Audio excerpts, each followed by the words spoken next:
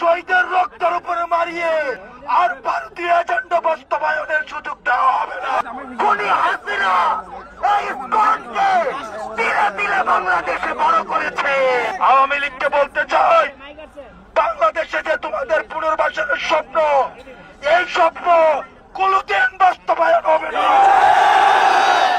আমাদের রক্তের উপর মারিয়ে, শহীদের রক্তের উপরে মারিয়ে আর ভারতীয় এজেন্ডা বাস্তবায়নের সুযোগ দেওয়া হবে না।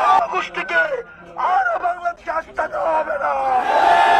আমরা সকল ধর্মের প্রতি সহানুভূতিশীল, কিন্তু আমাদের এই সহানুভূতিকে কাজে লাগিয়ে কোন ষড়যন্ত্রকারী যদি বাংলাদেশের মুসলমানদের গলায় ছুরি ধরে, তাদেরকে নিস্তার দেওয়া হবে না।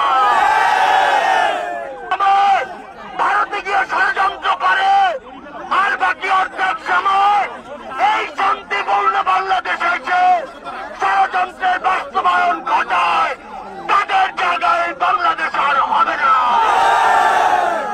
বিগত 16 বছরে খুনি হাসিনা এই ইস্কনকে ধীরে ধীরে বাংলাদেশে বড় করেছে। বিগত 16 বছরে এই খুনি হাসিনা এই হিন্দুত্ববাদীকে ধীরে ধীরে বাংলাদেশে প্রতিষ্ঠা করেছে।